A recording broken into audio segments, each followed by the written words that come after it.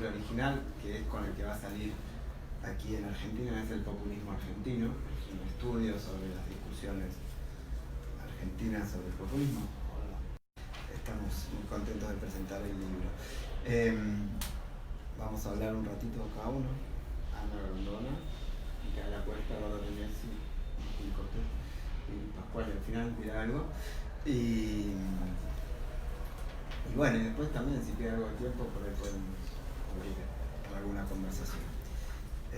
Ana. Bueno, muchas gracias a todos y todas por venir. La verdad que es una emoción estar presentando este libro de Pascual Serra, porque además de todo es, sobre todas las cosas, un amigo. Escribí unas paginitas, espero que no se haga muy largo.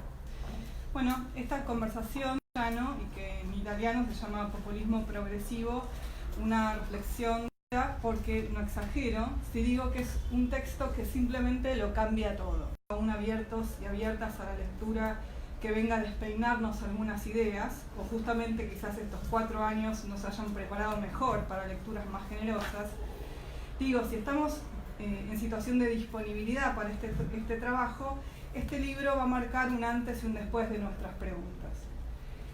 El título, que según entiendo es medio culpa de los editores, es un poco equívoco, porque en realidad el ejercicio de Pascuale es recuperar los debates argentinos alrededor de la problematización del populismo y la democracia, sus resonancias, sus diálogos con el marxismo y especialmente con el marxismo italiano.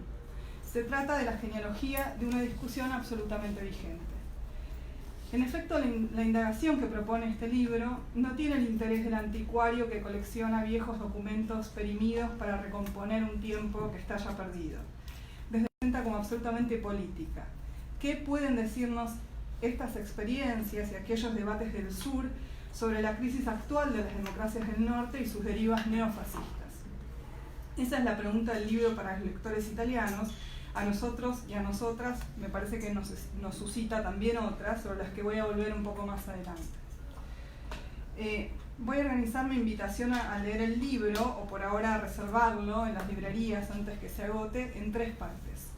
Me quiero referir en primer lugar a una dimensión más metodológica, en segundo lugar a hacer una celebración del Pascuale. Esta primera entrada más metodológica me interesa para referirme al libro como una máquina de lectura, como un dispositivo que nos obliga a leer y leernos y leer a los italianos de otro modo. El libro de Pascuale puede describirse como un entretejido de distintas traducciones, de ida y de vuelta, que justamente propone un sentido de circulación de las ideas que suele estar denegado como posibilidad. Aquí, en este libro, la teoría circula desde el sur. No produce a la Argentina como un caso más o menos exótico o como una experiencia más o menos muda. Se produce mucho más en serio incluso que sus productores y productoras. El ejercicio del libro es trazar algo así como una teoría general argentina y por eso universal sobre el populismo y su relación con la democracia y el autoritarismo. Para ello el libro parte de una relectura de los aportes de Gino Germani y llega hasta los últimos desarrollos de Ernesto Laclau. En ese decurso aparecen con gran protagonismo los denominados gramscianos argentinos. Hay una dimensión, la más superficial, en la que el libro propone una trayectoria que inicia en el momento en que Germani reconoce, en 1961, la especificidad de lo nacional popular, su relación paradójica con el proceso de democratización de las masas y su diferencia con la experiencia del fascismo histórico. Luego, el texto recorre una serie de vericuetos en los debates de los gramscianos argentinos, quienes en la década del 80 abjuran de la relación entre democracia y lo nacional popular. Finalmente, el libro también recupera las derivas de estos problemas en Laclau y sus discusiones a la distancia de algunos de los debates en Argentina. Ahora bien, lejos de ser un despliegue simple de ideas, en cada capítulo el análisis de los distintos momentos o instancias del debate se nos presenta como la puesta en relación de estos autores y de sus problemas con un denso ensamblaje de otras lecturas, con otras temporalidades históricas y con otras coordenadas geográficas.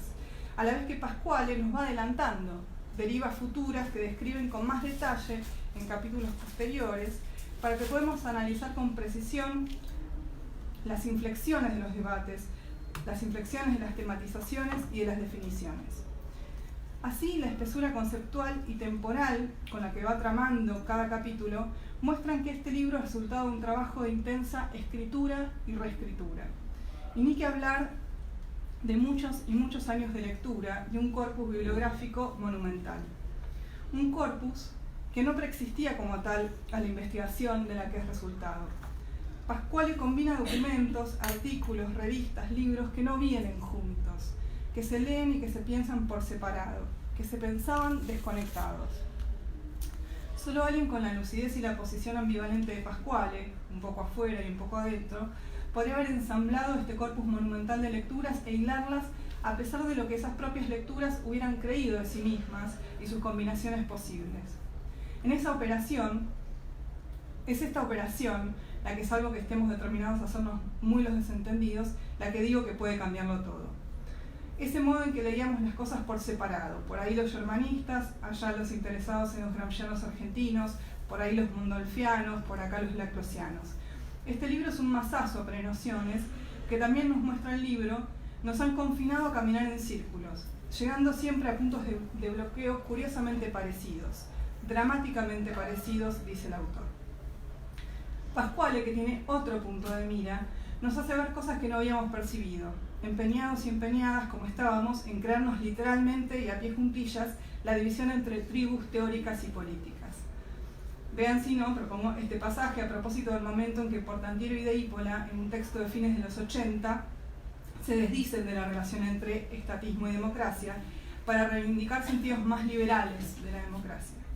Dice Serra: en síntesis, mientras el chino-germanismo del que hablaba crítica e irónicamente Portantiero estaba al menos obsesionado e incluso angustiado por el problema de la secularización integral de la sociedad y las tensiones que conllevaba en dirección a búsquedas autoritarias de certezas últimas, por el contrario, los gramscianos argentinos, en la fase final de su investigación, permanecen sordos siquiera al rumor de aquel problema y de aquellos riesgos. Pensando así que solo a través del camino de la secularización integral, esos riesgos pueden ser verdaderamente evitados y extirpados. Y en un párrafo seguido de haber dicho esta relación, retomo un texto de Horacio González de 1971 que había anticipado los límites de la lectura reformista de los jóvenes gramscianos. Cuando uno lee esto es como, bueno, ¿qué está haciendo este italiano? ¿Dónde está el italiano? ¿Se me perdió? Acá. Corriendo por izquierda a Portantiero con el socorro de Germani y de González, ¿no? Estallan nuestras disposiciones de lectura, nuestras creencias conscientes o inconscientes, que en una versión bastante pavota, institucionalista y liberal de la historia intelectual, nos hemos formado a creerle a los actores lo que dicen ser y respetar sus reparos de ser o no ser leídos junto a otros. Libros como el de Pasquale vuelven más precisa esa invitación enigmática a leer la historia a contrapelo, y eso nos incomoda de un modo indudablemente productivo. Segundo punto que quería decir, esta reivindicación del pago chico, que es el pago sociológico. Este libro es, además de muchas cosas, una torsión radical en el modo en que nos hemos dispuesto a leer a Gino Germani y los capítulos de la sociología argentina a los que dio inicio. Sin dudas, en este sentido, continúa la senda de Alejandro Blanco y de Samuel Amaral, pero me parece que también va más allá. Ha habido pocas cosas peor leídas que la perspectiva de Gino Germani sobre el peronismo. O mejor, su trabajo teórico sobre el peronismo ha sido tontamente reducido a su posición política personal frente al peronismo, que era la de ser un furibundo gorila, como todos sabemos. El libro de Pasquale forma parte de un esfuerzo que lleva ya varios años para revisar ese malentendido. Así se une a los intentos de precisar los deslizamientos del diagnóstico germaniano, que si bien nunca superpuso ni homologó la experiencia del fascismo europeo con la del peronismo, fue encontrando en el camino de su investigación herramientas conceptuales capaces de asir la complejidad de esa diferencia. Para ello resulta fundamental el trabajo sutil de Pasquale sobre los modos en que Germani va distinguiendo las diversas experiencias de lo que consignaba como autoritarismo moderno, precisando sus razones de ser estructurales, son las que voy a volver en un minuto, de las formas políticas que adquirió y sus direcciones también divergentes. En palabras de Pasquale, eso hace de Germani de lo que Germani escribió, una teoría general sobre el autoritarismo contemporáneo. Desde el inicio, Germani entendió que el peronismo movilizaba una clase distinta respecto del fascismo y que implicaba además un modo alternativo de democratización de la vida de esas masas ante la crisis y límites del modelo liberal. Alternativo quería decir para Germani problemático. Sin embargo, no se le escapaba la vigorosidad de aquella experiencia. Más allá de subrayar estas apreciaciones, Pascual inscribe estos diagnósticos en una pregunta germaniana más amplia sobre la modernidad y sus tensiones. Recoge así los ecos de un diagnóstico mucho más trágico que el que habilitaría a ser un mero importador de las teorías estadounidenses de la modernización, como mucho tiempo se pensó y se piensa a Germani. Incluso Pascual escucha en Germani ecos de Heidegger, no como la tonalidad de un viejo Germani agotado, enfermo y pesimista que ya ha debido exiliarse en 2 oportunidades y al que le han escamoteado demasiadas veces su digno reconocimiento. Pascual encuentra esta crítica a la modernidad como una de las invariantes de la sociología germaniana. En ella se articulan diversas preguntas, desde los modos de pensar las tensiones de una secularización que siempre amenaza horadar las propias bases morales que sostienen la precaria unidad de la sociedad, hasta las reflexiones posteriores sobre el problema de la marginalidad como límite a los procesos de democratización, no solo en América Latina, sino en los países que presentaban un modelo para la modernidad, y allí aparecía, por ejemplo, la dura crítica a la cuestión racial en los Estados Unidos. Junto con este diagnóstico persistente, el agudo Pascual encuentra otro elemento al que se aferra la sociología germaniana: la hipótesis de integración social, como punto de llegada de la sociedad en transición, prejuicio que, además, Germani comparte con buena parte de la sociología. Ese mito que Germani no puede dejar es el que precisamente pone en entredicho la lectura de Laclau. Si como Germani Laclau comparte un altísimo interés por el psicoanálisis, es probable que la deriva más lacaniana que freudiana le diera elementos para avanzar en nuevos caminos. Pero, y esta me parece otra de las grandes operaciones de lectura de Pascual, Laclau comparte el terreno de la problemática con Germani. Germani entonces como fundador de discurso, de un discurso que conocerá luego nuevas torsiones y articulaciones. Porque Laclau y Germani en el texto de Pascual comparten la inquietud por una misma cuestión que puede conjugarse en distintos vocabularios. El problema de la heterogeneidad es un modo, el de la marginalidad es otro. Esta operación de Pascual nos desextranjeriza a Laclau y lo hace más allá de las filiaciones que el propio Ernesto tuvo ganas de reconocer, por ejemplo en el Colorado Ramos o en Jauretche. En ese sentido, sería deseable que este libro fuera bien recibido por las tribus laclausianas, porque hay un interesante camino para recorrer.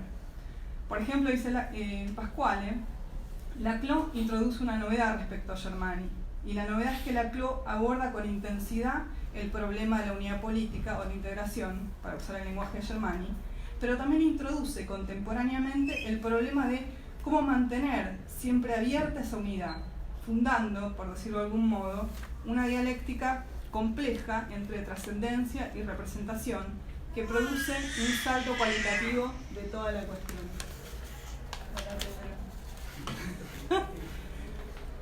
Cuando uno lee esta afirmación, que está bastante adelante en el texto, esta puesta en relación de Germani, el tema de la integración y digamos, la repregunta que le hace Laclau, uno tiene la sensación de cómo no lo habíamos pensado, si estaba ahí, ¿no? Y parece un poco el juego de la carta robada, y por eso tenemos que agradecerle a Pascual que nos saca de la ceguera de quien quizás estaba mirando demasiado de cerca. Volviendo a la operación Germani, Pascual nos invita, y yo diría que nos obliga, a tomarnos a Germani en serio, a releer sus textos no como quien lee un manual banal de sociología, que es como en el mejor de los casos lo leíamos, sino como textos urdidos por una rica y densa intertextualidad. Finalmente, decir algo de la politicidad del texto de Pascual. Cuando pensaba qué decir en esta mesa, recordé una mañana de frío en un sótano de Roma, cuando en circunstancias que solo vamos a revelar cuando escribamos nuestras aventuras archivísticas, Pascual me invitó literalmente a romper con una cizala, encontré que se llama eso, los cerrojos que custodiaban las 10 valijas que componen el fondo documental de Gino Germani. Creo que esa es una buena imagen de lo que hace este libro. Romper cerrojos, liberar archivos, hacerlos jugar de un modo nuevo, más allá de qué tribu seamos. Porque al discurrir de estas páginas, este profesor italiano va a acercarnos a discusiones, a debates, a publicaciones que habíamos ignorado muy cómodamente y que creíamos que no hablaban de los problemas que a nosotros nos interesan o, como solemos decir, de nuestro tema. Acompañarlo, forzar nosotros también los cerrojos, no solo es importante para conocer mejor el pasado de nuestras discusiones, porque eso quizás no tendría demasiado interés. Es importante acompañarnos para hacernos mejores preguntas, para intentar salir de este laberinto argentino, como dicen en algún pasaje, o al menos recorrer otros caminos, o incluso recorrer los mismos caminos, pero sin la tonta ilusión de creer que somos los primeros en hacerlo. Así que gracias, Pasquale, por este libro que lo cambia todo.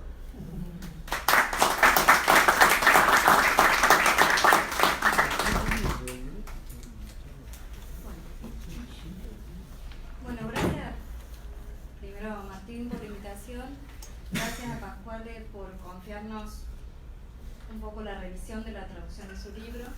Conocemos a Pasquale desde hace ya, no sé, unos 7 años, quizás, gracias a Martín y a un seminario que Pasquale dio sobre Gramsci aquí en SCC. Desde entonces iniciamos una serie de introducir a Mario Tronti en el pensamiento y en el debate contemporáneo argentino e introducirlo no a partir de su obra clásica, de sus últimos trabajos. Ese proyecto que iniciamos a instancias de Pasquale contó con la participación de Horacio en una de las presentaciones del libro y con el apoyo de Editorial Prometeo, que es la que va a sacar el libro de Pasquale.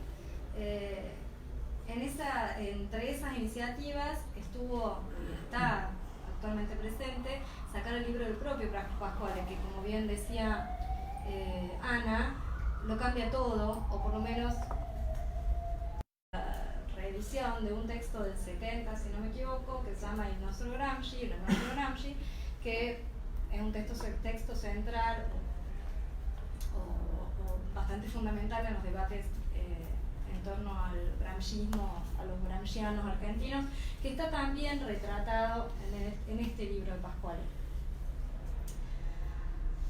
Creo que, de nuevo, perdón, yo sé que tenés la cita acá por el coso, pero tampoco es. Ya sé. Creo que la confección de este texto, 102 páginas, que compila el texto, es un gran estudio introductorio en los que va a comenzar a intervenir, creo yo, de modo mucho más presente a partir de la publicación de este libro, que son los debates argentinos o latinoamericanos. No voy a hablar tanto del libro, voy a solo hacer un pequeño comentario. Quisiera, continuando algo que ya dijo Ana, decir que Pasquale Serra es un intelectual europeo, muy poco europeo, o es un intelectual europeo muy particular, además de ser una persona excepcional, porque no es el típico profesor o teórico que viene a Argentina para enseñarnos algo que ese teórico cree desconocemos, aun cuando forma parte de nuestra propia experiencia.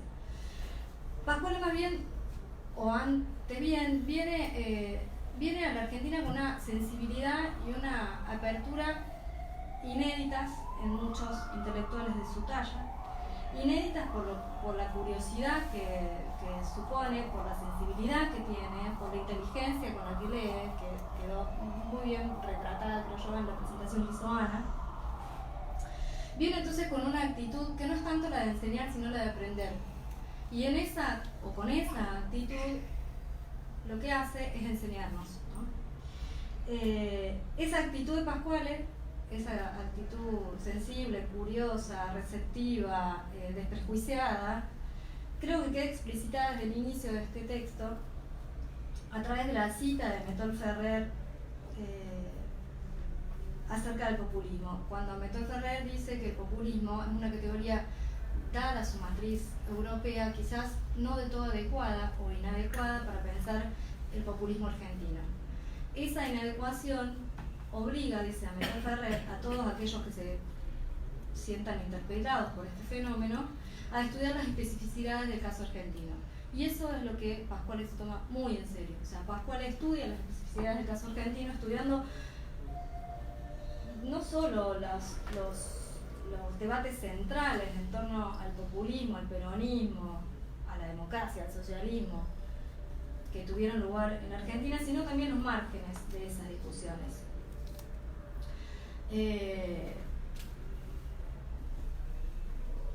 Y lo hace cuando se toma en serio esta sugerencia de Néstor Ferrer,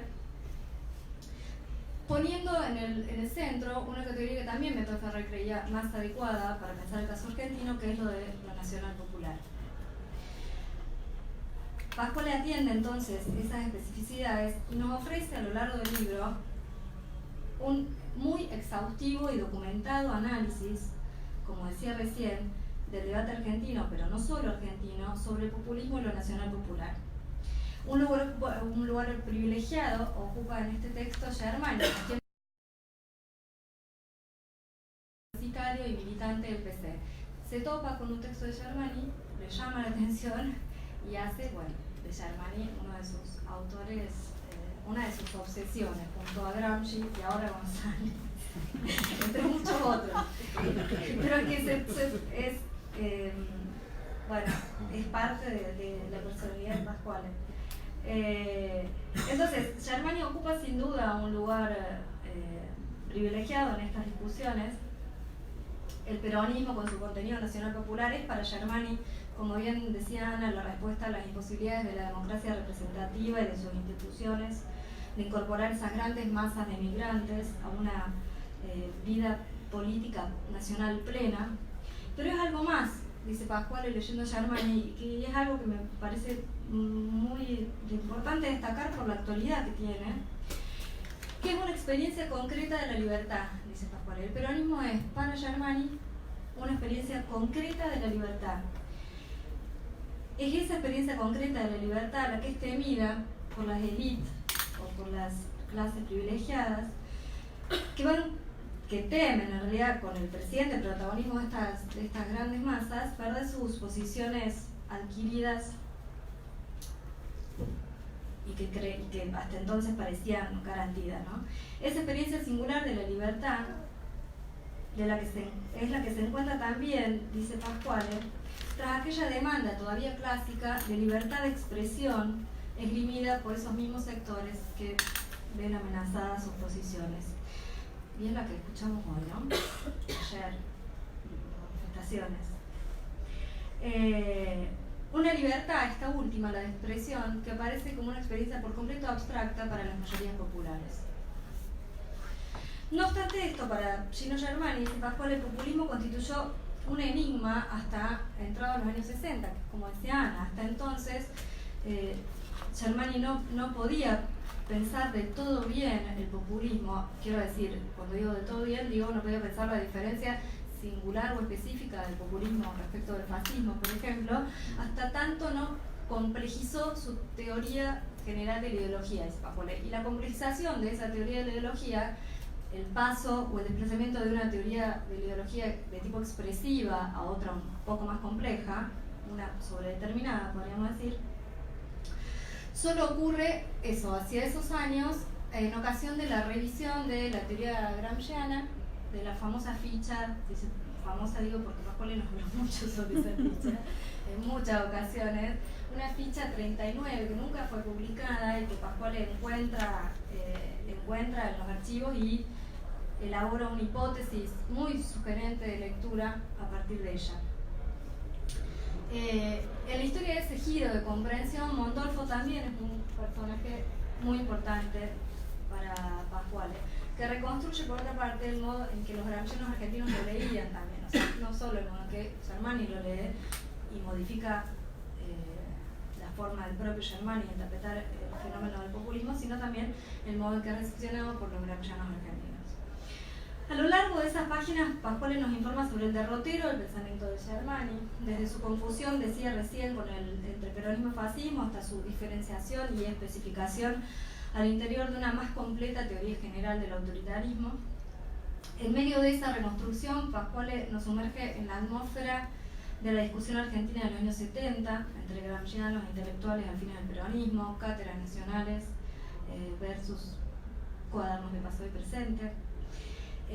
sin privarnos en ese recorrido de una reflexión igual de subjetiva y profunda sobre la tarea de la traducción, en donde cita trabajos, bueno, el trabajo de Martín, seguro, sin duda, sobre Aricó, pero también trabajos contemporáneos. Bueno, Ana, que es una estudiosa de Germani, es muchas veces citada en este libro como una referencia ineludible para los estudios gramscianos. Eduardo Rinesi también.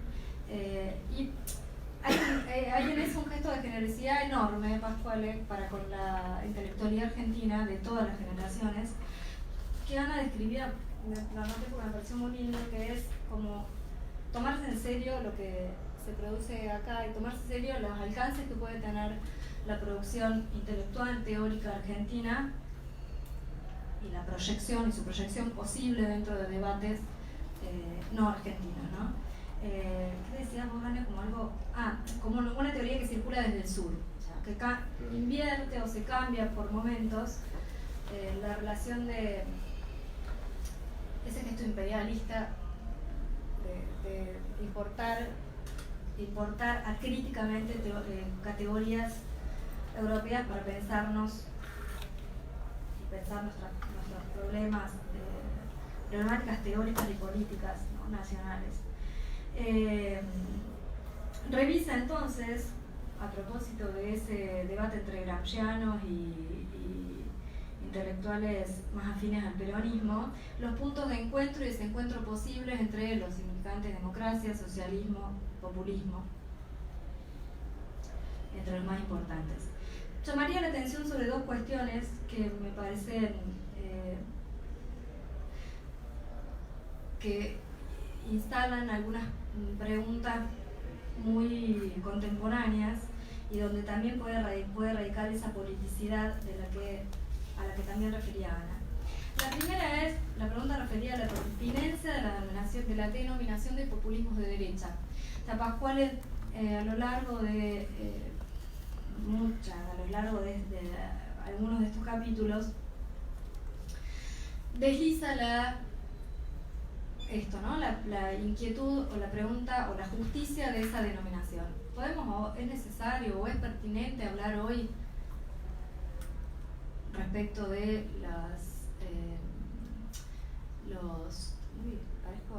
estoy a punto de decir que tengo sueño. Es culpa de ellos. No, es que es verdad. No, sí, es culpa de los populistas de derecha. Quiero decir que es justo denominar de esa manera como populistas de derecha a todos los casos tristes, lamentables casos que tenemos hoy en Latinoamérica. Pienso en Bolsonaro, en el propio Macri. ¿Por qué seguir llamándolos populistas si en ningún caso tienen como referente al pueblo, ¿no? Dice Pascuale. ¿No sería más adecuado entonces utilizar la frase que el propio Germani utilizaba, que es considerar a estas expresiones un poco amorfas como sustitutos funcionales del fascismo? Pascuale. Sustituto funcional del fascismo, al menos por dos cuestiones. En primer lugar, porque esas expresiones, lejos de movilizar a las masas, las desmovilizan. Y lejos también de tener como, decía recién, referente o referencia principal al pueblo, interpelan a un individuo, ¿no? Por no hablar del tipo de movilizaciones que están implicadas en cada una de estas expresiones. Y eso viene también de Germani. El populismo, sin más, ya no diríamos populismo de izquierda, digamos, el populismo sin más, tendría que ver con una movilización de masas primaria, que es la categoría de Germani, corregirán, y no con una de tipo secundaria. Si la primaria es esas grandes o partes significativas de la población que se veían excluidas del ejercicio democrático o del ejercicio ciudadano a esa vida pública a partir del peronismo, amenazadas esos lugares adquiridos. Movilización social ascendente y amenaza al statu quo, digamos. Y la segunda cuestión importante, que es, persiguiendo esta hipótesis de lectura, que también la CLO llevaría a Germani más allá de sí, pero continuando una pregunta y un problema iniciado por el nacional, por la ausencia de fundamento, por lo tanto, lo que al comienzo parecía una virtud, si seguimos la lectura de Pascual, se va a convertir en una debilidad, porque es esa ausencia de fundamento la que bloquearía o obstaculizaría de algún modo la crítica normativa, ¿no? O la relación entre populismo y derecho, populismo e institución, populismo y democracia, populismo y norma.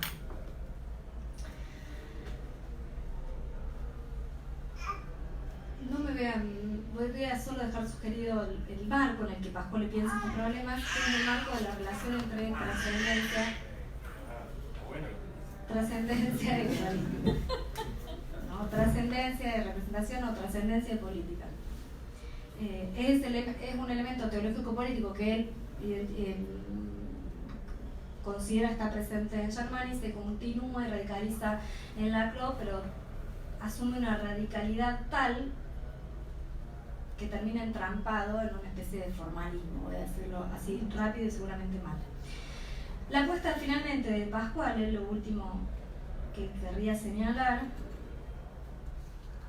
es que para pensar una verdadera alternativa, dice Pascual, a la democracia representativa, una que sea capaz de articular el elemento nacional popular con la institución en el marco de una democracia radical, o sea, que una capaz de combinar de modo feliz estos tres elementos, solo puede ser pensable en un marco teórico conceptual que pueda unir o conjugar el problema vinculado al nomo, dice Pascual, a la norma y a la trascendencia. ¿Qué es lo que nos quiere decir con eso? Es la pregunta que le dejo Pascual. O el próximo libro que seguramente ya estará escribiendo. Bueno, muchas gracias.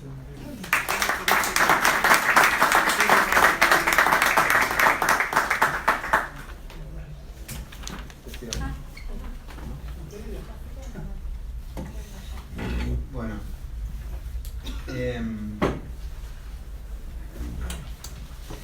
no voy a volver sobre, sí, voy a empezar volviendo sobre la amistad con Pascual, porque a propósito de cuando empezó todo esto, estuve buscando el primer mail de intercambio con Pascual es del 2013, que nos puso en contacto un amigo en común. Pascual estaba acá en Buenos Aires, yo lo pasé a buscar por el Hotel Lyon, donde todavía se hospeda cada vez que viene, y fuimos a cenar pasta, ¿no? Y en el camino Pascual me preguntó, no me acuerdo con precisión la pregunta, pero algo así como ¿cómo es esto de la relación entre la izquierda y el peronismo? Por supuesto yo no me asusté, digamos. Pero bueno, 6 años después diría que Pascual nunca se responde eso de modo concluyente, pero efectivamente todo el trabajo de estos años se coronó en un gran libro que en parte es sobre ese tema, ¿no? O sea que Pascual, para responder esa pregunta, hizo una revisión, por supuesto insólita en términos de extensión de la cultura y de las discusiones argentinas, y este es el libro que tenemos como efecto, que es un libro que decía corona muchos años de trabajo, es un libro en torno a una intuición sobre la cultura política argentina, la relación entre la izquierda y el peronismo en esa cultura política, y la hipótesis fundamental, como ya mencionaron, voy a repetir varias cosas, de que esa cultura política tiene algo para decir fuera de Argentina, sobre todo en Italia, ¿no? Pero también en muchos otros lugares. El objeto del libro, más que el populismo, yo diría que es lo nacional popular, ¿no? ¿Qué es lo nacional popular? No es tan fácil definir eso, ¿no? Diría que es una pregunta sumamente compleja sobre lo nacional popular la que anima el libro, y que lo nacional popular es una suerte de enigma al cual el libro intenta aproximarse a través de distintas estrategias. Lo nacional popular no es una identidad, no es un sector social, no es mucho menos una ideología política, digamos así, es una especie de trama, ¿no? De trama de la cultura política argentina, y entendiendo por eso también la estructura social argentina, también sus mediaciones políticas, ¿no? Es una gran, ¿no? Un gran tramado que Pascual intenta descifrar, y que al cual se aproxima con la hipótesis de que ese nacional popular argentino es una especie de núcleo duro, de invariante, de cosa que persiste en el tiempo, por supuesto desde el peronismo para aquí, ¿no? Pero una cosa que se va, por momentos se desdibuja, pero que siempre retorna, ¿no? Es como una especie de elemento permanente de la vida política argentina, y que es esa trama social y al mismo tiempo una fuerza política capaz de animar esa trama, capaz de convocarla, de interpretar esa trama, ¿no? Lo nacional popular ahí es también un poco la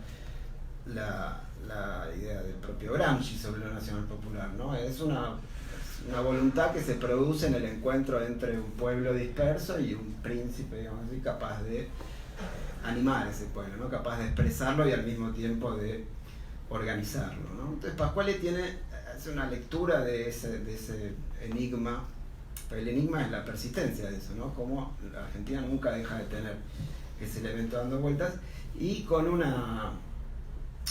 reenvío permanente, por supuesto, a la experiencia italiana. Me parece que, por supuesto, la experiencia que está muy presente en el libro es la experiencia del Partido Comunista Italiano, y sobre todo la experiencia del Partido Comunista de la posguerra, de Togliatti, ¿no? O sea, de ese gran partido de masas que efectivamente parecía animar una especie de nacional popular italiano, ¿no? Entonces decía, ¿cómo se estudia ese nacional popular argentino? Bueno, ahí es donde Pascual hace esto que mencionaba antes, que es una historia, en el mejor sentido de la palabra, insólita, ¿no? O sea, tengo una cita de Gramsci que quería decir nada más porque es una cita insólita, pero que Pascual le pareciera seguirla, que es que cuando Gramsci se pregunta cómo se analiza, cómo se piensa el problema de la voluntad nacional popular en Italia, y por qué la voluntad nacional popular no cuajó en la época de Maquiavelo, por qué no cuajó en el Risorgimento, es decir, en la época que el propio Gramsci analiza. Gramsci dice: hay que remontarse hasta el Imperio Romano, comprender la función de las comunas medievales, el significado del catolicismo, etc. En suma, hay que hacer un esbozo de toda la historia italiana, sintético pero exacto. Bueno, esto es lo que hace Pascual de toda la historia del populismo argentino, un esbozo sintético pero exacto. Y ni siquiera tan sintético, digamos, pero bastante exacto. Ahí hay como una minuciosidad que realmente, más allá de, también voy a decir algo sobre eso, sobre los cruces originales a los que se refirieron, hay un quantum de trabajo que efectivamente impacta, ¿no? Entonces la historia de este libro decía, la historia de esa especie de reserva nacional popular que tiene la cultura argentina, y de la densa trama de diálogos, de conversaciones que componen esa trama, ¿no? Y en ese sentido, por supuesto, volviendo al principio, es un libro sobre la relación sobre el peronismo, sobre la relación entre la izquierda y el peronismo, sobre los distintos modos en que las reflexiones argentinas se fueron aproximando, alejando, pensando ese misterio de la nacional popular. Pero ahí también, como mencionaban, no es una reconstrucción más de una aventura o una desventura en torno a esa relación, sino que hay una búsqueda muy clara, y esto es muy explícito en el texto, de elementos de esas relaciones, elementos de esa trama que puedan servir para pensar el presente, ¿no? Es un libro en ese sentido sobre el presente, pasando a través de toda esa larga historia, pero un libro sobre el presente, ¿no? Y decía, hay una novedad en ese modo de pensar, una novedad, por lo menos una torsión muy importante en ese modo de pensar la historia de lo nacional popular argentino, que está en la relación entre Argentina e Italia, ¿no? que digo, no es del todo novedoso, porque siempre la cultura italiana fue muy importante para la reflexión política argentina, pero aquí esto aparece de un modo más fuerte, y me parece que lo interesante es que la relación entre la izquierda y el peronismo en Pasquale no es una relación entre dos, sino que es una relación entre tres, porque es la relación en realidad entre el peronismo, la izquierda argentina y la izquierda italiana, ¿no? O diría entre el peronismo, la izquierda argentina y el Partido Comunista Italiano, que interfiere permanentemente en esa relación, ¿no? Así como los gramscianos argentinos, a los que Pasquale presta mucha atención, es una de las tribus, como decían, a las que Pasquale presta mucha atención, miraban, anhelaban, ¿no?, al Partido Comunista Italiano, ¿no?, y se preguntaban por qué no teníamos un Togliatti acá y teníamos un Codovilla. Esa era un poco la pregunta así con dolor que se hacían los gramscianos argentinos. Pasquale hace lo mismo, pero al revés, mira para acá y dice, ¿por qué no tenemos peronismo? O sea, ¿por qué nosotros italianos no tenemos peronismo? O no tenemos nacional popular, en el sentido argentino, ¿no? No tenemos esa densa trama a la que me refería, porque justamente, y esa es la hipótesis política que mencionaron en parte de Pasquale, la existencia de esa trama nacional popular es la única garantía de que las masas, digamos, ¿sí? Me asusta la expresión ante tanto germanismo, no se vuelquen a la derecha. Es decir, que lo nacional popular es justamente lo que mantiene una política potencialmente subversiva en el plano de las masas, ¿no? Entonces, hay un cruce ahí muy interesante entre izquierda argentina e izquierda italiana, entre anhelos de Togliatti y anhelos de Perón, y en ese sentido me parece que hay como un desafío, una cosa interesante que se abre, que es no solamente el ejercicio de dejar de pensar, de hacer el paralelo Perón-Mussolini, que en parte ya se puede descomponer con Germán y demás, con todo lo que aquí se dijo, sino empezar a pensar el paralelo Perón-Togliatti, que sería como todo otro capítulo que de alguna manera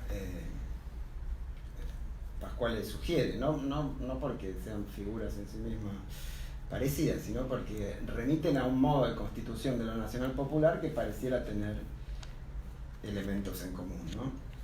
Pero bueno, decía, hay y ya lo mencionaban también, hay como en ese paso de los argentinos que anhelan al PC italiano, a los italianos que anhelan al peronismo argentino, hay un desplazamiento, hay una inversión.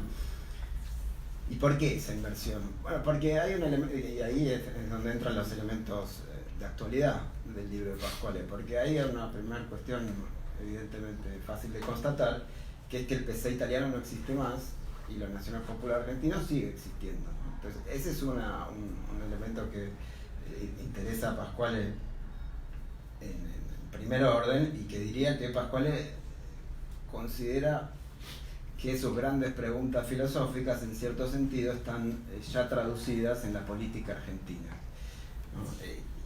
Que sería muy complejo entrar en la filosofía de Pasquale, pero, y un poco mencionaba Micaela al final, me parece que esto tiene que ver con la persistencia de un elemento que uno podría pensar muy rápidamente como el elemento de la trascendencia, ¿no? ¿Qué es eso que distingue de alguna manera a lo nacional popular argentino del PC italiano a partir del momento en el cual empieza su declinación? Que Pasquale lo ubicaría sobre todo, digamos, creo yo, ¿no?, después de Togliatti, y diría después del 68, ¿no? Es decir, ¿en qué sentido esto? En el sentido de que lo nacional popular argentino retiene en su interior problemas filosóficos incluso diría, que la izquierda italiana, que el comunismo italiano post 68 tiende a dejar de lado, y son los problemas de la trascendencia, que se resiste a cualquier tipo de trascendencia, ¿no? Y que considera, porque este sería el problema de fondo, me parece que la trascendencia es algo que pertenece al campo del fascismo. Sin embargo, en el caso argentino, lo nacional popular es capaz de retener elementos que en Italia solo quedan del lado del fascismo, ¿no? Y eso tiene una traducción política, que es esto que yo mencionaba antes, ¿no? Lo nacional popular en Pascual es, y creo que en Gramsci también, cierta cultura de la izquierda italiana, es esa combinación entre los elementos populares y la capacidad política de articular esos elementos, ¿no? Pareciera que el rechazo de toda trascendencia elimina el lado de la articulación política y deja todo en la confianza justamente en el movimiento, en la base, en la autorreproducción social, digamos así, el movimiento, es decir, desconfía de la intervención política, ¿no? La intervención política es lo que se cae en la izquierda italiana y es lo que pareciera permanecer del lado argentino, ¿no? Por ahí esta parte fue un poco más complicada, pero bueno, lean el libro también, que está mucho más claro. Pero digo, ahí está el enigma argentino que le interesa a Pascual, y es el enigma que Pascual intenta proyectar sobre el mundo, sobre Italia, pero sobre el mundo también, ¿no?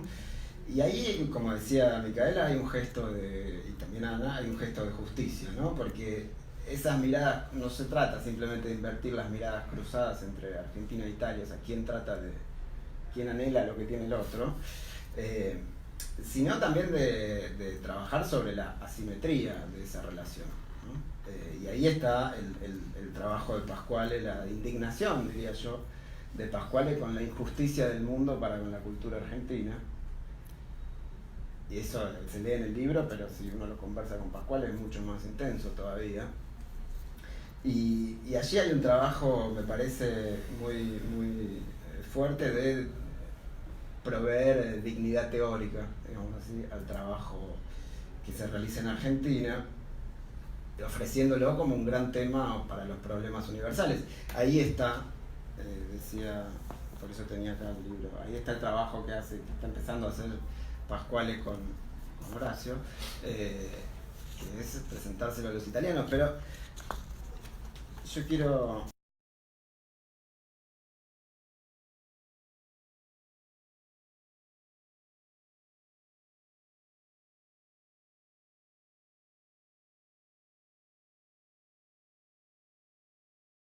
Gramsci vale más por lo que nos permite pensar que habría dicho que por lo que efectivamente dijo. ¿Se entiende? ¿No? Gramsci vale más, no sé en castellano cómo es, porque acá ya está traducido al italiano, están pasando cosas, ¿no? Entonces, Gramsci vale más por lo que nos permite pensar que habría dicho que por lo que efectivamente dijo. Esto es muy importante porque decir esto hoy en Italia, cuando hay un reverdecer que es marginal pero que es hegemónico de la filología gramsciana, es decir, de la búsqueda de la precisión en aquello que Gramsci habría dicho y querido decir esto es una gran provocación. O sea, con esto Pascual le va a hacer lío en Italia, cuando va y dice Gramsci, no importa lo que Gramsci efectivamente dijo, importa lo que nos permite imaginar que habría dicho. Esto es efectivamente un escándalo. Eso por el lado de las posibilidades de hacer jugar en las grandes discusiones teóricas en las reflexiones argentinas. Y por otro lado, volviendo en un sentido más, diría, más político a esa persistencia de lo nacional popular, porque para Pascual en esa persistencia de lo nacional popular hay una excepcionalidad argentina respecto del mundo, diría yo. Esto suena muy argentino, ¿no? Somos muy especiales, etc. Pero bueno, lo dice un italiano.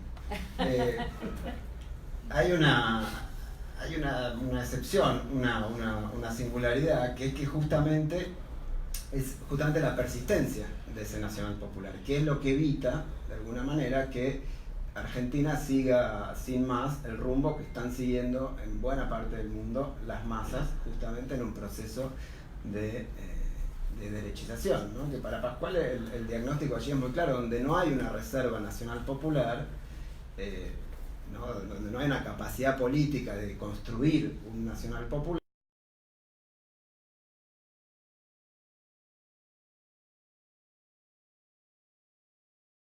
rompido por esa singularidad argentina. Por eso creo que si Pascuale fuera así, un politólogo más tradicional, con esta tesis filosófica podría haber predicho el resultado electoral del 11 de agosto, ¿no? Podría haber visto que había una singularidad argentina que no iba a aceptar todo lo que ya se dijo y lo que ya se sabe, ¿no? Así que bueno, esto nomás. Gracias.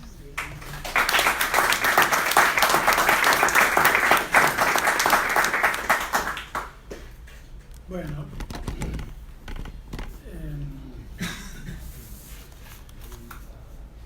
bueno, yo tomé varias notas de las lindísimas presentaciones de Ana, de Micaela, de Martín. Me gustaría ver si puedo decir algunas cositas. Estoy de acuerdo en que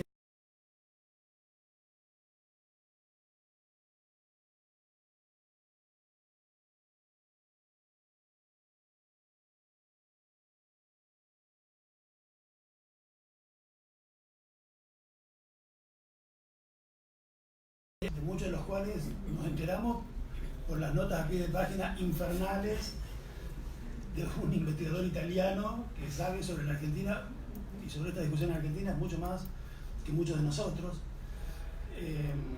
y que en efecto me parece que Pascuale reordena de modo muy radical, ¿no? Me sale la expresión barajar y dar de nuevo. En efecto nos obliga a pensar de otros modos un cuerpo de lecturas que, como decía Ana, no es preexistente a la investigación de Pascuale, porque la investigación de Pascuale lo constituye, ¿no? Puesto que estamos lidiando con González, permítanme recordar una cosa que dice Horacio, lo recordé días pasados, lo releí días pasados después de muchísimo tiempo, en el prólogo, un libro viejísimo de Horacio, en donde Horacio hace el chiste de presentar el estado de la cuestión de lo que va a investigar. Por supuesto, le dedica 2 o 3 líneas que consisten en decir que nunca hay estado de la cuestión. Si una investigación es verdaderamente interesante, no hay estado de la cuestión, porque la cuestión la constituye el modo, no hay una cuestión previa a que llegue Pascuale para hacer un nuevo aporte, ¿no? Para cubrir una vacancia, ¿no? Pascuale me parece que rearma, en efecto, un campo de discusión, y me parece que una de las cosas muy logradas que hace, que me parece que es realmente muy renovador para todos nosotros, es el modo en que, como decía, me parece que Ana al comienzo, nos obliga a pensar juntas las tribus germaniana y laclosiana. En efecto, hay aquí un diálogo entre Germania y Laclau que es cualquier cosa menos obvia, y que me parece que permite repensar en términos distintos el problema que en los últimos años reapareció muy fuerte después del libro del 2003 de Laclau, La razón populista, que es el tema del populismo. En general, el populismo, si uno pudiera simplificar muchísimo una discusión que tiene muchas décadas y muchos libros, uno podría decir que hay un conjunto de posiciones que han tendido a pensarlo más bien como una forma históricamente situada de articulación inadecuada cuando los planteos eran más normativos, o por lo menos muy históricamente particular cuando los argumentos eran más situados, digamos, de articulación de los procesos de articulación política, de los procesos de transición, del atraso a la modernidad, de lo viejo a lo nuevo, de lo folk a lo urbano. Y que contra eso Laclau empezó a fines de los años 70 y completó en 2003 en una obra que a mí me parece muy importante, teóricamente muy consistente y que renueva mucho las discusiones sobre el asunto, a tratar de pensar el populismo de otro modo. En efecto, y yo iba a empezar exactamente por la cita que leyó Micaela, que es muy interesante, donde Pascuale dice Laclau radicaliza a Germani, solo que en ese radicalizarlo también lo da vuelta como una media, porque al radicalizar algo que en efecto estaba en Germani, lo que en Germania parecía como un problema para la democracia, ¿no? En Laclau aparece como la forma misma de la democracia, ¿no? Que casi en esa, siempre muy difícil de interpretar, porque el propio Laclau iba y venía respecto a eso, ¿no? Lo convierte casi en sinónimo mismo de la política, ¿no? Entonces allí el populismo deja de ser una forma históricamente situada, deja de tener que pensarse como la forma de articulación política de un conjunto de procesos que se verificaron en un conjunto de países de industrialización tardía o qué sé yo, para pasar a ser la forma misma de la política en cualquier sociedad no totalitaria, ¿no? El populismo era lo contrario del totalitarismo y casi no se podía pensar en estar afuera de ese enorme significante. Contra eso, me parece que el libro de Pasquale nos permite resituar la discusión sobre el populismo a partir de la relación Germani-Laclau, digamos, reponiendo la discusión de Laclau en su conversación con Germani, en relación con los problemas que había planteado Germani, es decir, rehistorizándolo a Laclau un poco más que lo que el último Laclau autoriza, poniéndolo a Laclau un poquito más cerca del Colorado Ramos, digamos, que del post-estructuralismo francés de los últimos textos. Y al mismo tiempo volviendo a esa discusión sobre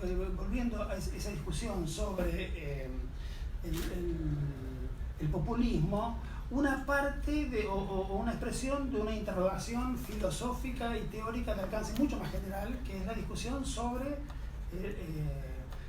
la modernidad, sobre la relación entre modernidad y desorden, entre modernidad y dislocación de las cosas. O de otro modo, la discusión en torno a la pregunta que da título a este librito, lo traje solo para mostrarlo, porque creo que todos lo conocemos, de Claude Lefort. ¿Permanece lo teológico político? Este título es precioso, este título solo va al libro, que es una que es preciosa de Lefort, y donde Lefort se hace esa pregunta fundamental que está en el corazón de la pregunta que se hace. En efecto, la modernidad logra ser todo lo secularizadora que se pretende ser, que dice de sí misma ser, o permanece algo del orden de lo teológico político, para decirlo como lo decía Martín recién, de la trascendencia, que aparece a veces bajo formas muy amenazantes para los defensores de una cierta idea libre. Sin embargo, asumir formas que merecen ser pensadas, ¿no? En los términos en los que lo hacía Laclau y que debemos hacerlo nosotros para pensar los fenómenos de la nacional popular, ¿no? Me parece que uno podría decir que en los tres niveles en los que Pasquale sugiere que se sitúa la reflexión de Germani, eso es muy interesante, un nivel de altísima generalidad, digamos, donde el problema es la modernidad, un nivel de generalidad un poco menos elevada, donde el problema es la modernización, y un asunto más inmediato vinculado a los procesos efectivos de la modernización, que es la movilización que acompaña esos procesos, las movilizaciones demográficas, las movilizaciones urbanas, las movilizaciones políticas, las formas de articulación de esas movilizaciones en identidades políticas específicas. En todos esos niveles el problema es el problema de la dislocación, el problema de cosas, el problema es la secularización de los procesos y lo que queda de no secular de esos procesos por atrás de esos procesos de secularización, ¿no?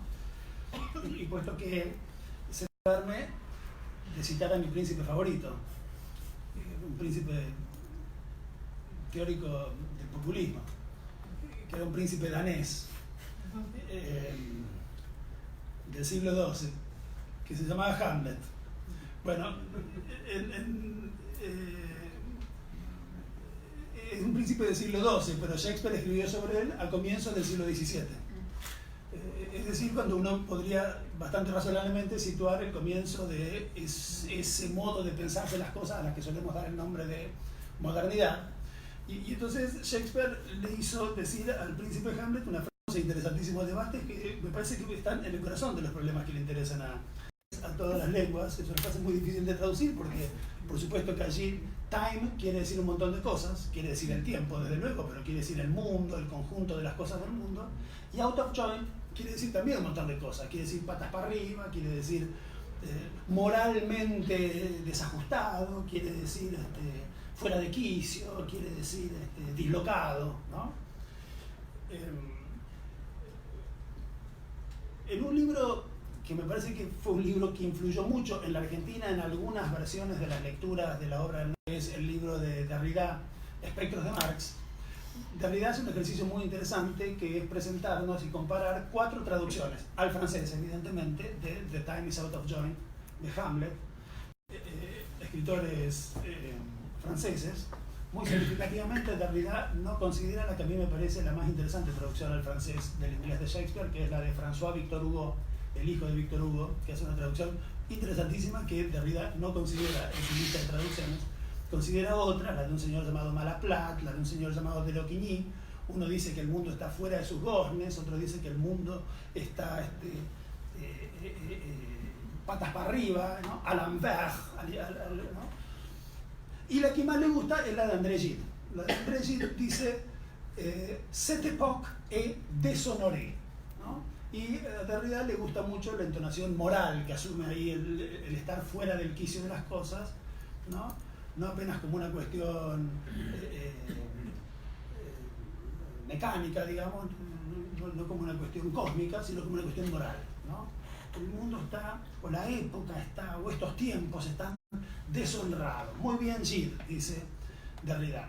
Bueno, por esas cosas de la vida yo tenía en mi casa la traducción de Gide, de Derrida. La había heredado de una tía culta que yo tenía. Tuve una tía culta. Y de ella heredé la traducción de André Gide de Hamlet. Entonces fui a... Una intervención tonta en la historia de tu familia. ¿El apellido de la tía? No, el apellido que correspondía.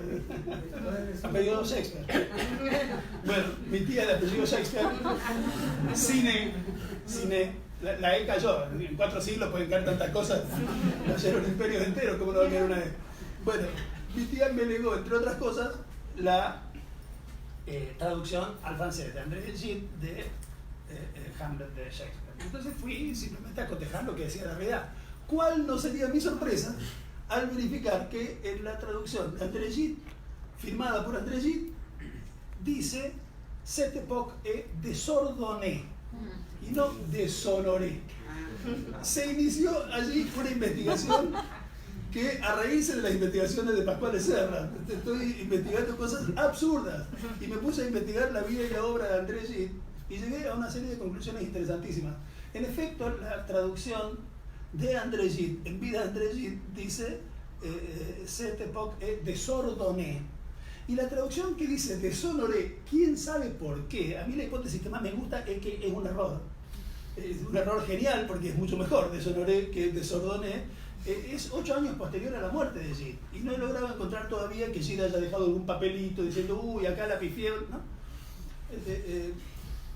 Estoy en los ratos libres tratando de ver si hay algún otro cambio. No tiene nada importante que hacer, pero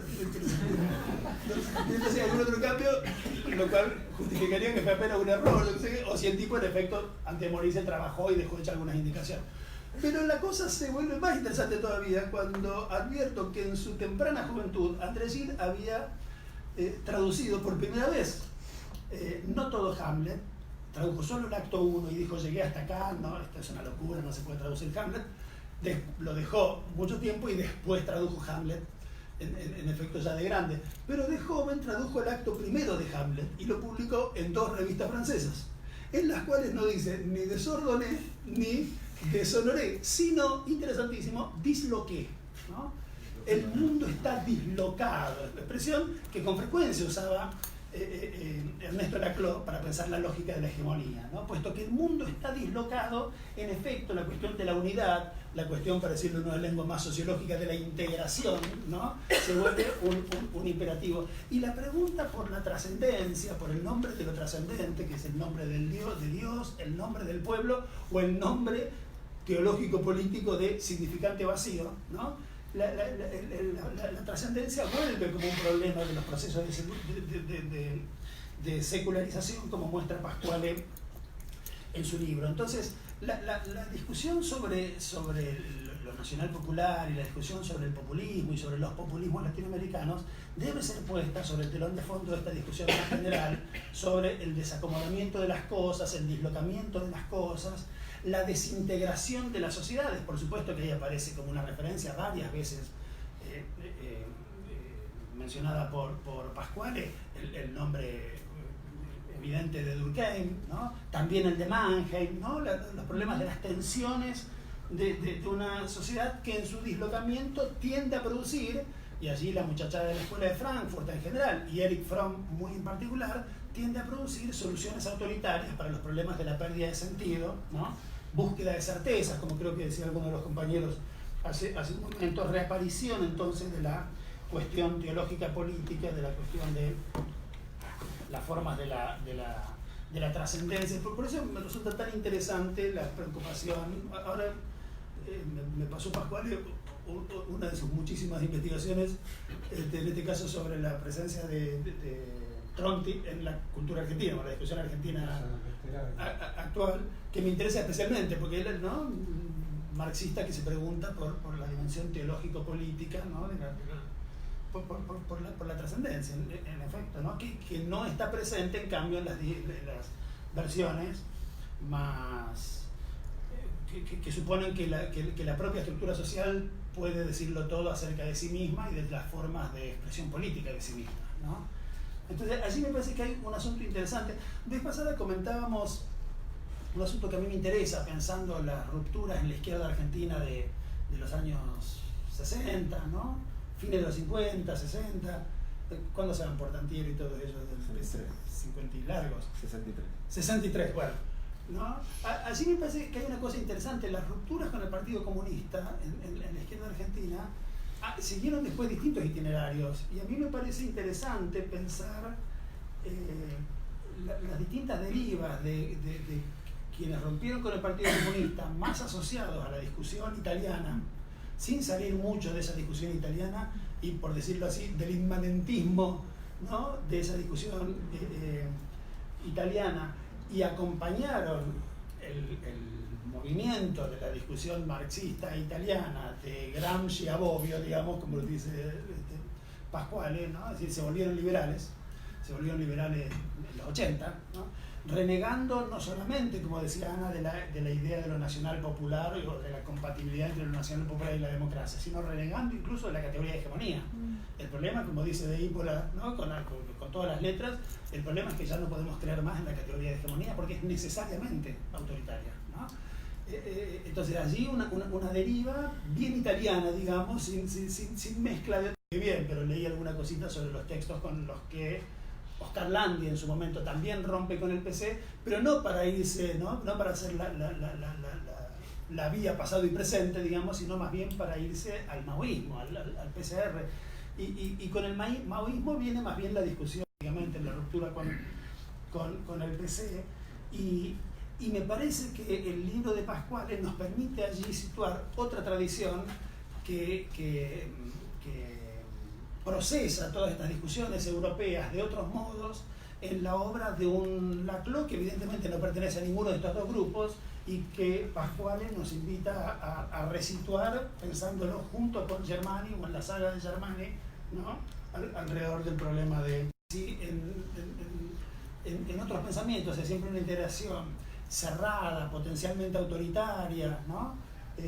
En Laclau, exactamente, debido al carácter vacío del significante, ¿no?, que funciona siempre como articulador, es abierta y compatible. Entonces, lo otro que también charlábamos días pasados rápido con Martín y Pasquale, y puesto que se trata de presentar argentinos en Italia, que Pasquale se dedicara a presentar a González en Italia, es interesante el gesto de Juan Carlos Portantiero en las discusiones en el seno del Partido Comunista Italiano, o con sus amigos del Partido Comunista Italiano en el año 69, ¿no?, en medio de los rebotes del Mayo francés y del movimiento estudiantil, obrero estudiantil, ¿no?, cuyo interés para pensadores comunistas gramscianos es evidente, ¿no?, en toda Europa. Portantiero les dijo a sus amigos comunistas italianos: nosotros medio siglo atrás tuvimos en un remoto país llamado Argentina una cosa bastante parecida a esta, un movimiento obrero estudiantil que también armó un despelote bárbaro. Si quieren se los cuento. Y se los contó en un libro publicado en italiano en el 71, el mismo año del prólogo de González a la primera parte de los cuadernos del cárcel, de la nota sobre Maquiavelo, ¿no? En el 71, Portantiero publica en italiano Estudiantes y Revolución en América Latina, subtítulo de la reforma, de la reforma universitaria a Fidel Castro, ¿no? Ese libro no se traduce inmediatamente al castellano, es traducido por el propio Portantiero al castellano 7 años después, cuando Portantiero está exiliado en México, cuando sus posiciones favorables a la posibilidad de una alianza obrero-estudiantil, donde los obreros representan a las masas nacional populares y los estudiantes representan a la intelectualidad lúcida de la izquierda, han desaparecido. Y entonces Portantiero reedita ese libro en el 78, cambiándole el título, ya no es más Estudiantes y Revolución en América Latina, sino que es ahora Estudiantes y Política en América Latina, sacándole el subtítulo de la reforma universitaria a Fidel Castro para poner un prudente 1918-1938, dejando de todos modos el último capítulo, que es un capítulo muy castrista y que está en las ediciones hasta hoy como último capítulo, es un capítulo absolutamente cubanista y muy interesante, pero sí eliminando enterito un capítulo, que es el penúltimo, que era un flor de reto que les pegaba Portantiero a los estudiantes reformistas argentinos por su incomprensión del fenómeno democrático de masas del peronismo en el 45. Portantiero, en el penúltimo capítulo del libro del 71, escrito en italiano, los retaba a los estudiantes reformistas argentinos y decían: ustedes no entendieron que el general Perón estaba tratando de congraciarse con ustedes, se los dijo en todos los idiomas posibles, y ustedes con su gorilismo no aprovecharon la oportunidad que tenían allí de forjar una alianza obrero-estudiantil más seria que la del 18, ¿no? A las que los estaban invitando desde la cima del aparato del Estado. Se la perdieron. Bueno, eso que pensaba Portantiero en el 71 y que evidentemente ya no pensaba Portantiero en el 78, vuela del libro del 78, y en la versión que todos conocimos, que es la del siglo XXI de ese año, ese capítulo en efecto no está. Bueno, eso me parecía interesante comentar esta anécdota, que conocemos bien gracias a unos investigadores, ¿de dónde era el Tincho? ¿De La Plata?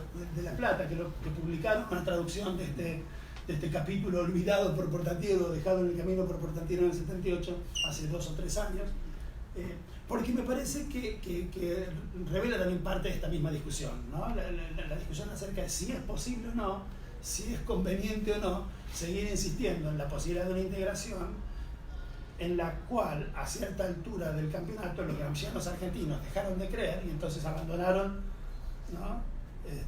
Como suele decirse, el bebé con el agua sucia, ¿no? Y dejaron no solamente el populismo, dejaron la hegemonía, dejaron a Gramsci y se pasaron a Bobbio con armas y bagajes. Esa me parece que es la tesis tremendamente crítica con la evolución del marxismo oficial italiano de Pasquale, y me parece que esta pequeña anécdota del ida y vuelta, ¿no? Del castellano al italiano y del italiano al castellano del libro de Portantiero se puede pensar sobre ese telón de fondo. En fin, bueno, el libro de Pasquale ya fue dicho, me parece que es un libro bárbaro, me parece que hay algunos asuntos especialmente atendibles del libro de Pasquale, especialmente importantes para nuestro estudio de todos estos episodios de la vida cultural argentina. Es particularmente significativo, aunque ya está hecho, digamos, su recorrido por la obra importantísima de Agosti. En cambio me parece muy original porque hasta donde yo conozco del asunto estaba mucho menos hecho, estaba mucho menos acentuado el papel fundamental de Mondolfo en toda esta discusión, y eso me parece un punto muy alto del libro. Y por supuesto, lo digo, ya lo dije muchas veces, parece chiste, pero quiero decir que el señalamiento que hace Pasquale de la importancia del prólogo de Horacio del 71 es muy importante.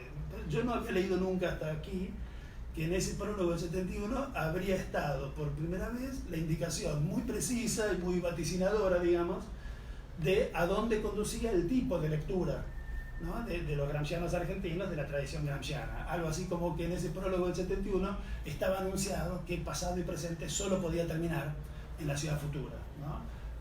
Me parece que la ocasión que nos ofrece ahora Pasquale de reeditar ese libro de González, aunque haya que hacer ahora la absurda cosa de leerlo a González en italiano para volver a leerlo, nos permite, gracias al estudio preliminar finísimo que hace Pasquale, que terminé de leer hoy a la mañana, y que complementa absolutamente este libro, ¿no? Nos permite situar ese prólogo en esa improbable editorial llamada Puente Alsina, que como dice Pasquale sacó un solo libro en toda su corta historia, el de Horacio, un sello editorial trucha, evidentemente. Leer ese prólogo, digo, como una anticipatoria, ¿no? Teoría de las consecuencias que tienen los modos de leer, ¿no? Los modos de leer, en este caso, la tradición gramsciana. Bueno.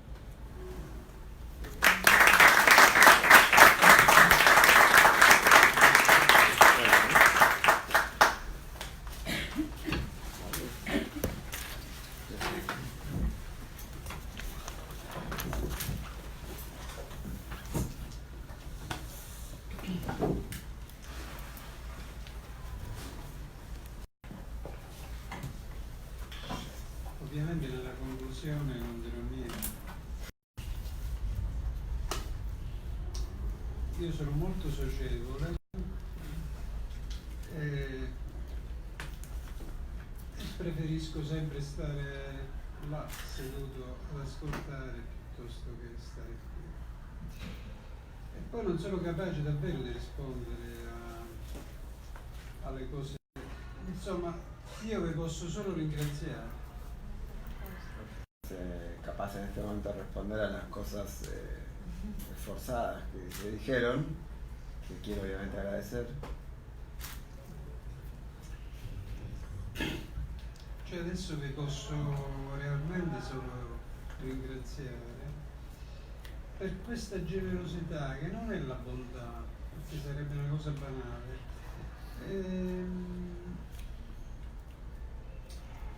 una generosità che è una differenza culturale, antropologica, che devo dire mi colpisce profondamente, mi quasi stordisce ogni volta che vengo qua.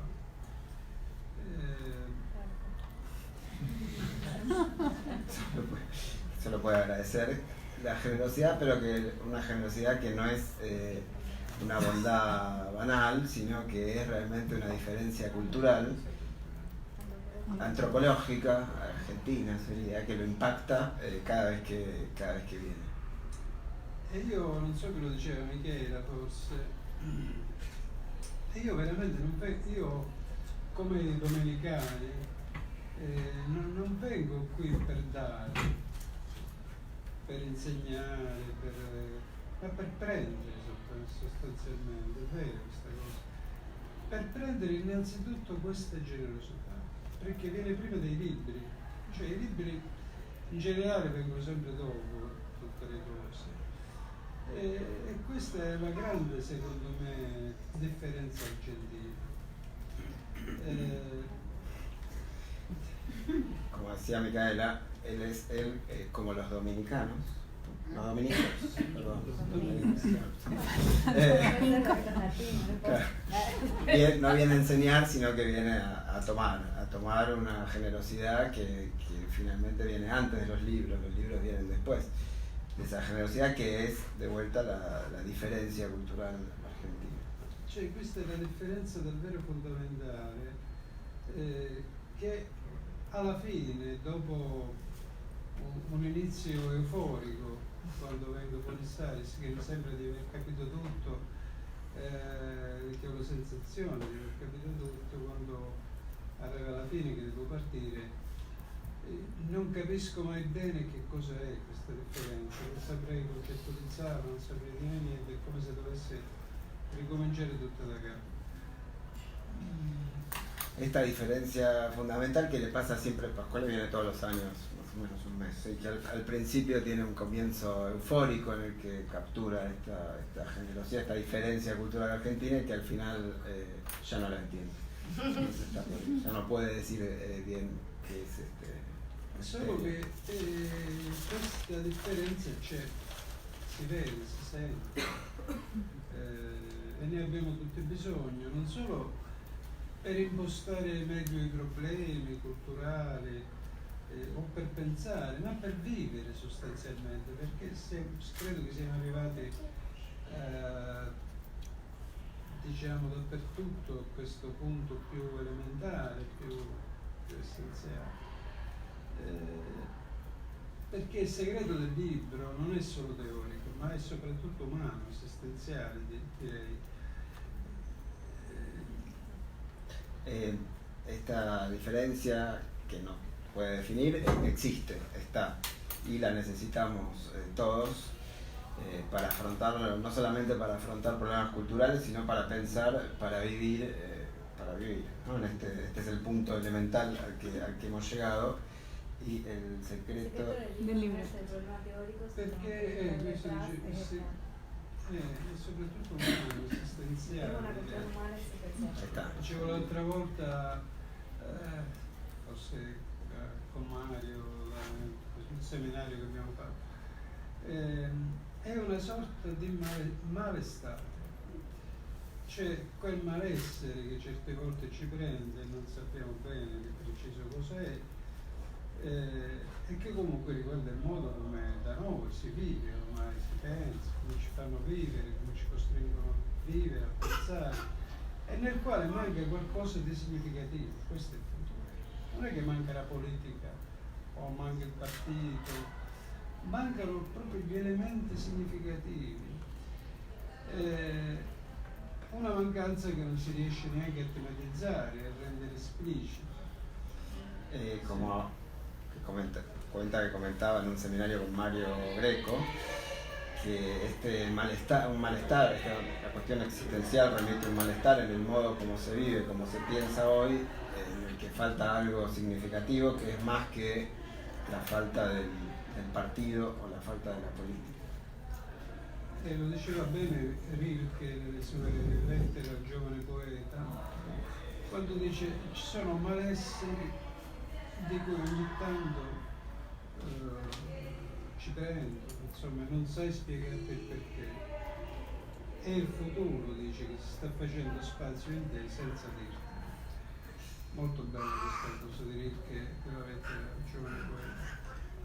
La letra al joven poeta de Rilke que dice hay malestares que Ci te sono toman dei sin explicación. malestari che ti prendono e non sai che cosa sono. Che si sta Dice si facendo sta nuovamente. formando qualcosa di nuovo. Ah, Un futuro che se entiende. Es el futuro que sí. Ecco, questo malessere io in maniera del tutto visionaria l'ho canalizzato sull'Argentina, che rappresenta davvero il futuro che si è fatto spazio dentro di me e che ha prodotto, cioè non è che da questo fantasticheria, questa fantasticheria ha prodotto realtà, cioè ha prodotto innanzitutto amicizie stellari, questo libro e questa conversazione di oggi, che veramente, cioè sinceramente c'è una cosa di questo modo, con questa voglio dire, del libro siete stati generosissimi, si poteva anche molto diminuire, diciamo una discussione di questo tipo raramente io la sento.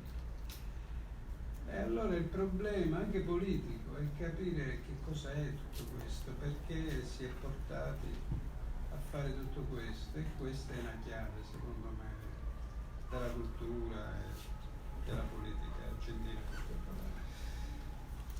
Grazie. Bueno, ese malestar de la poesía, ¿no? Sí. Él lo coloca, digamos, lo colma con la Argentina, ¿no? El futuro que se abre dentro de sí, sin anunciarse, él lo pone en Argentina. Argentina sería ese futuro que en la poesía de Rilke se abre. Argentina produjo no solamente fantastiquería, no sabría cómo traducirse. No, que ese futuro no es producto nomás de fantasía o produjo Exacto. solo fantasía, sino que produjo sobre todo Una conversación como esta que no se trata solamente de lo que se dijo del libro, sino de una conversación que raramente él tiene, ¿no? en Italia. Entonces la pregunta sigue siendo una pregunta política, cultural, sobre esa singularidad, esa diferencia argentina.